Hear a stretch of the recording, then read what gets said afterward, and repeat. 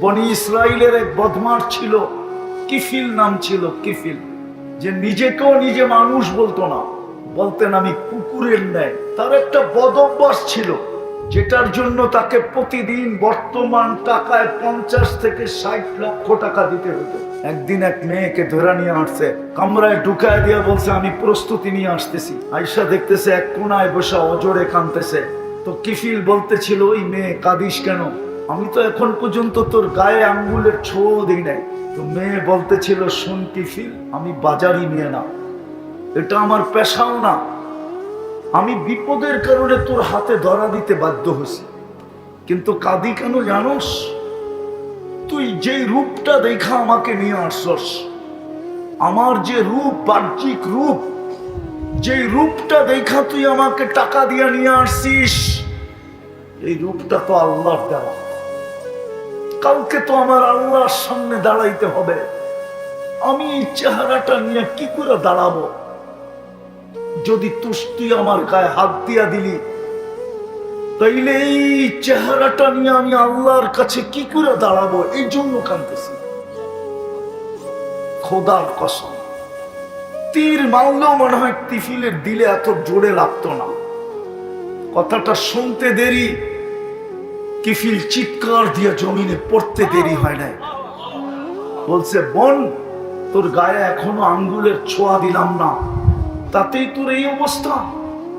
তাইলে অর্থের পাহাড় তো আল্লাহ আমাকে দিছে। আমি যে ডেলি 50 থেকে 60 লক্ষ টাকা এই বদ অভ্যাসের পিছে ডেলি খরচ করতে করতে আসতেছি, কালকে আমি এই চেহারাটা কি করে দেখাবো? বলছে, বোন, তোর গায়ে আমি আঙ্গুলের ছোঁয়া, কিন্তু একটা অনুরোধ করব, যদি তুই মাইনা নেস। বলছে, সেটা কি? হাত দুটা উঠায়া চোখের পানি দিয়ে আল্লাহকে একটু বেড়া দে না, আমি তওবা করলাম, আমার তওবাটা যেন কবুল করে। রব্বে কাবার কসম, ওই রাত্রেই কিফিলের মৃত্যু। সকালবেলা স্বর্ণ অক্ষরে দরজায় লেখা উঠছে, কদ গফার আল্লাহু লিকিফলিন, আল্লাহ কিফিলকে মাফ করে দিয়েছেন। আমি বুঝাইতেছিলাম আমাদেরকে যে আল্লাহ যোগ্যতা দিয়েছেন, দৃষ্টি শক্তির যোগ্যতা, শ্রবণ শক্তির যোগ্যতা, বাক শক্তির যোগ্যতা, মেধার যোগ্যতা, চিন্তার যোগ্যতা, হাতে কর্মের যোগ্যতা, পায়ে চলার যোগ্যতা, পূর্ণতার যোগ্যতা, লক্ষ কোটি যোগ্যতা দিয়ে যে আল্লাহ আমাদেরকে সাজাইছেন। নারীকে আলাদা যোগ্যতা, পুরুষকে আলাদা যোগ্যতা, যুবককে আলাদা যোগ্যতা, যুবতীকে আলাদা যোগ্যতা, শিক্ষিতকে আলাদা যোগ্যতা, অশিক্ষিতকে আলাদা যোগ্যতা, ধনীকে আলাদা যোগ্যতা, গরিবকে আলাদা যোগ্যতা। রব্বে কাবার কসম, আওয়াজ না ধ্যান, যোগ্যতা দিয়ে সাজাইছিলেন নিজেকে দামি বানানোর জন্য, যেন আল্লাহ প্রত্যেককে জান্নাত দিয়া কিনেন। সময় দেওয়ার সময় নাই, হাদিস শুনে দিতেছি, উলামা তরজমা শুনে দিবে। আল্লাহ তো এই উম্মতকে বলে, ফালাম্মা তায়াক্কানতা বিল বাওয়ার ওয়া যানানতা আন্নাকা মিন আহলিন নার মানাহতু ইলাইকা রিদওয়ানি ওয়াল্লাইতু ইলাইকা গুফরানি ওয়া কুলতু লাকা লা তাহজান গফারতু লাকা যুনুবা ওয়াল আওসার ওয়া লিআজলিকা সাম্মাইতু নাফসি আল আজিজুল গফফার। আল্লাহ বলে, তোর জন্যই তো আমি আজিজুল গফফার। এই উম্মত মাপ না চাইল, শুধু মনে মনে ভাবছে, হায় আমি বুঝি শেষ, আমি বুঝি দোজগী। এই ভাবনা ভাবতে দেরি, আল্লাহ রেজার চাদর দিয়া ঢাকতে দেরি করে না, মাগফিরাতে ডুবাইতে দেরি করে না, ছুটা এসা কুদরতি হাত পিঠে বুলাইতে দেরি করে না, আর বলতে থাকে, চিন্তা করিস না, তোর গুনাহ মাফ করে দিলাম, তোর জন্যই তো আমি আজিজুল গফফার। আমরা জানি না আমরা কার উম্মত, লাডলা নবীর উম্মত, আমরা লাডলা নবী হাবিবের উম্মত। এই জন্য পায়ে হাত দিয়া বলি, চলো আজকে তওবা করি, তওবা। এখন ডাকতেছে, একটা কথা দিয়ে শেষ করতেছি, দুনিয়ারা আসামিকে ধরতে পারলে হয় হয় ক্রেডিট মনে করে, সরকারের পক্ষ থেকে ঘোষণা, আসামি ধরা দিতে পারলে পুরস্কৃত করা হবে। এটা হলো দুনিয়ার রীতি। ও যুবক, তোর আল্লাহ এখন ডাকতেছে, ওই যে প্রথম আকাশে এখন ডাকতেছে হাল মিন মুস্তাগফির ফাগফির আলাহ। দুনিয়া আলারা মুজরিম আসামিকে ধরে কাঠগোড়ায় দাঁড় করায়, আর আমি ডেলি রাত্রে আসামিকে ডাইকা ডাইকা মাফ করি। তুই আসামি, আমি ডাকতেছি মাফ করার জন্য। এখন ডাকতেছে রাতের 3 ভাগের 1 ভাগ অতিবাহিত হয়ে গেলে প্রথম আকাশে চলে আসে। এখন ডাকতেছে 3 ভাগের 1 ভাগ অতিবাহিত হয়ে গেছে বহুত আগে। এখন ডাকতেছে হাল মিন মুস্তাগফির, চলেন তওবা করি। করবেন? কে কে করবেন দেখি? পাক্কা পাক্কা যুবক? তাইলে বলো আল্লাহ তওবা করলাম। মা বোনদেরকে বলি ঘরের ভিতর থেকে বলেন আল্লাহ তওবা করলাম। নামান যদি মনের থেকে করে থাকেন নিষ্পাপ। এই উম্মত তো তওবা না করলে আল্লাহ মাফ করে। আজকে দেখতেছি সেবা বিনিময়, কালকে জিজ্ঞাসা করবে লাতুস আলুন আনিন নাঈম। শিক্ষিত সমাজে একটা প্রশ্ন করি, যদিও কোরআন বলছে ওয়াইন তাউদ্দু নি'মাতাল্লাহ, আমার একটা নেয়ামত গয়না শেষ করতে পারবি না। একটা, আপনি বলবেন একটা আবার গয়না শেষ করতে পারবো না মানি? দৃষ্টি শক্তি একটা নেয়ামত। কয়টা নেয়ামত? হ্যাঁ, এখানে কেউ বলো এই পর্যন্ত কতবার দেখছে বলে দেখ পারবেন বলতে? হুজুর কতবার দেখছেন? হ্যাঁ, কত জিনিস দেখছেন বলো যুবক, কতবার দেখছো? এক দৃষ্টিতে তো 26 কোটি ক্যামেরা দিয়ে দেখো, 2 চোখে 26 কোটি ক্যামেরা, 13 কোটি ক্যামেরা। 2 চোখ দিয়ে যখন দেখি 26 কোটি ক্যামেরা ব্যবহার হয়। কতবার দেখছো এই পর্যন্ত? লাতুসআলুন্না আনিন নাঈম মিলায় কিন্তু দিতে হবে। বধিরত্ব, অন্ধত্ব দুনিয়ায় আছে। দুনিয়া অনেক উন্নত টেকনোলজিতে, মানি আমি। সারা দুনিয়া ঘুরে বেড়াই তো টেকনোলজি আমি চিনি, এমন না যে টেকনোলজি চিনি না। কিন্তু অন্ধত্ব দূর করার মতো টেকনোলজি এখনো বিজ্ঞানের হাতে আসে নাই।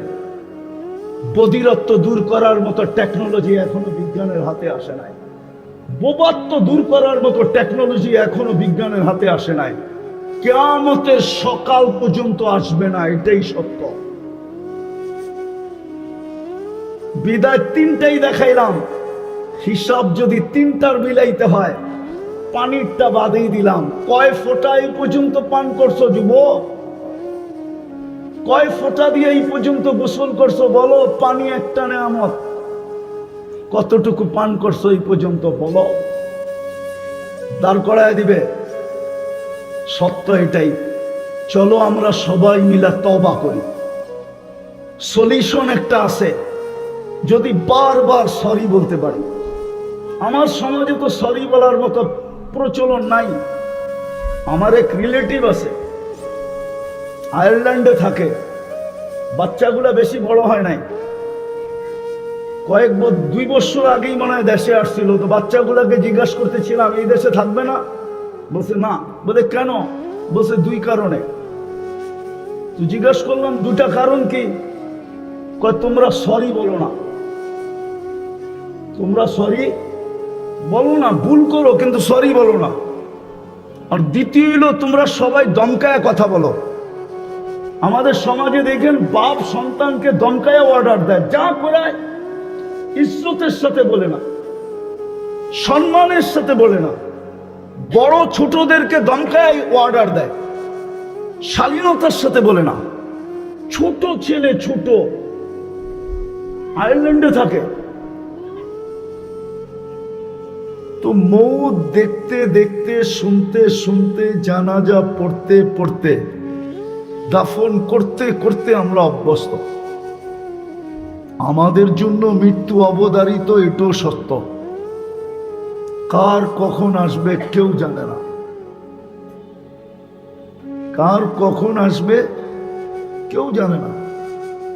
এমনও হইতে পারে কাল সকালে এই এলাকার কেউ সূর্য উঠতে দেখবে না। এরকম এলাকা দুনিয়াতে আছে। বেশি দিন দূরে যেতে হবে না। গত ডিসেম্বরের আগের ডিসেম্বরে তুর্কিতে ভূমিকম্প আসছিল রাত্রে, 7.8 ভূমিকম্প, একসাথে 1.5 লক্ষ লোক মারা গেছে, এক শহর মাটির সাথে মিশে গেছে। ওইখানের 1.5 লক্ষ লোকের আর সূর্য উঠা দেখা হয় নাই। হতে পারে কাল সকালে এখানের কেউ সূর্য উঠা দেখবে না, হতে পারে আমিও দেখব না। সূর্য আজ কিন্তু বলতে বলতে ডুবছে, লান আউদ ফি হায়াতিকা আবাদা। হতে পারে তোমরা আর আমাকে উঠতে দেখবে না, ডুবতে তো দেখলে, কিন্তু উঠতে হয়তো তোমরা আমাকে দেখবে না। কিন্তু ছোট একটা প্রশ্ন হলো আমার, যে 24 মৃত্যুর জন্য প্রস্তুতি আমাদের কতটুকু? মৌত তো অবধারিত, কিন্তু প্রস্তুতি কতটুকু? যুবক কতটুকু প্রস্তুতি নিতেছে? নারী কতটুকু প্রস্তুতি নিতেছে? ওইখানে তো কারো কাছে জিজ্ঞাসা করা হবে না। লা তাজিরু ওয়াজিরাতুন বিজরা উখরা। একজনের পরিচয় দিয়ে তো আরেকজনের চলবে না। দুনিয়াতে তো চলে দলের পরিচয় দিয়ে চলে, ব্যক্তির পরিচয় দিয়ে চলে, বংশের পরিচয় দিয়ে চলে, পদবীর পরিচয় দিয়ে চলে, পেশার পরিচয় দিয়ে চলে। এইখানে বেশিরভাগ মানুষেরই পেশার কার্ড হবে লোকে। চাকরিজীবী যারা, প্রত্যেক গার্মেন্টসের আলাদা আলাদা কার্ড থাকে, ঠিক না? কবরে তো কোনো পরিচয় দিয়ে চলবে না। যদি চলতো তাহলে আবু তালেবেরই চলতো। মাগরিবের পরের থেকে হুজুরদের কাছে শুনলেন না আল্লাহর নবীর মর্যাদা, শান, মান। আবু তালেব তো ওনারই ভাতিজা, একই তো রক্ত, দুইজনের শিরায় উপশিরায় দৌড়াইতেছে। 44 বৎসর মুহাম্মদুর রাসূলুল্লাহকে লালন পালন করছেন। কত? 4 দশক, আরো 4, 44 বৎসর লালন পালন করছেন। নিজের হাতে কবরে নামাইছেন। وقال جل جلاله ومن زحزح عن النار وأدخل الجنة فقد فاز وقال رسول الله صلى الله عليه وسلم الكيس من دان نفسه وعمل لما بعد الموت أو كما قال عليه الصلاة والسلام। দারুল কোরআন হাফিজিয়া কওমিয়া মাদ্রাসা কর্তৃক আয়োজিত ৫ম বার্ষিক ওয়াজ মাহফিলের সম্মানিত সভাপতি, উপস্থিত উলামায়ে কেরাম, মেহমানানে রাম,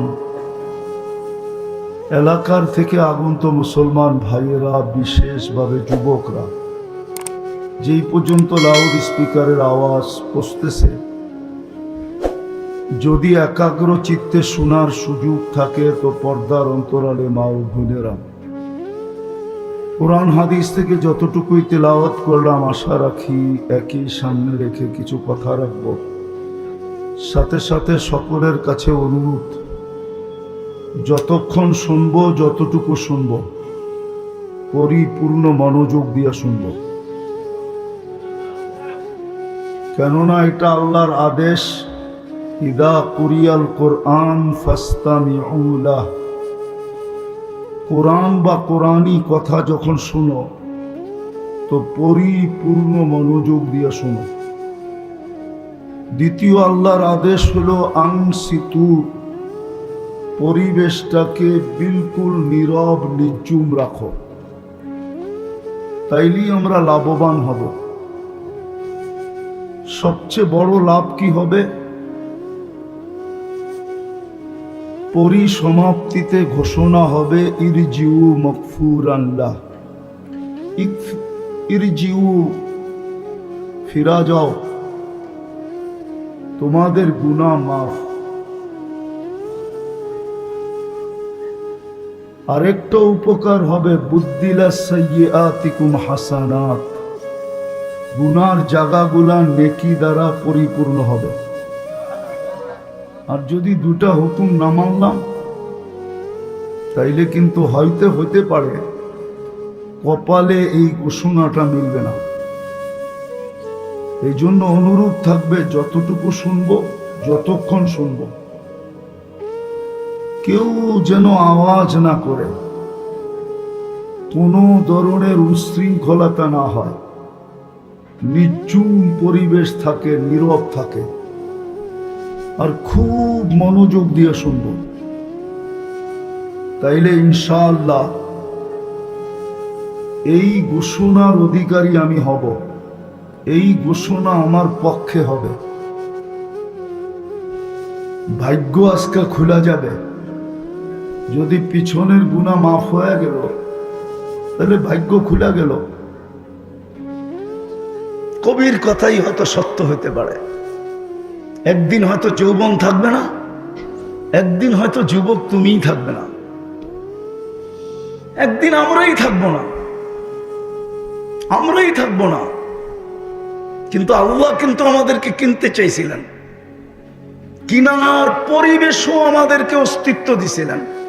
যেই পরিবেশে জন্ম দিলে, অস্তিত্ব দিলে সহজে আল্লাহ কিনতে পারবেন, সহজে আমরা নিজে সোনা হতে পারবো। মুসলমানের ঘরে অস্তিত্ব দিছিলেন, উম্মতে মুহাম্মাদি হিসাবেও নির্বাচিত করছিলেন। কিন্তু আফসোস এইখানেই লাগে যে আজকে মুসলমানের এই দুরবস্থা কেন? মুসলমানের এই দুরবস্থা আজকে কেন? জান্নাত দিয়ে কিনবেন তো দূরের কথা, আজকে মুসলমানের এই দুরবস্থা কেন? শত শত অঙ্গীকার থাকা সত্ত্বেও একটা অঙ্গীকারও পুরা হইতেছে না কেন? কোরআন দেখলে তো দেখি, অঙ্গীকার তো ছিল আমাদেরকে নিরাপত্তার চাদর দিয়ে ঢাকা যাবে। উলাইকা লাহুমুল আমান। কোরআন ঘাটলে তো দেখি আমরা নিরাপত্তার চাদরের ভিতরে থাকার কথা, কিন্তু আমাদের একটার পর একটা দেশ মাটির সাথে মিশতেছে কি করে?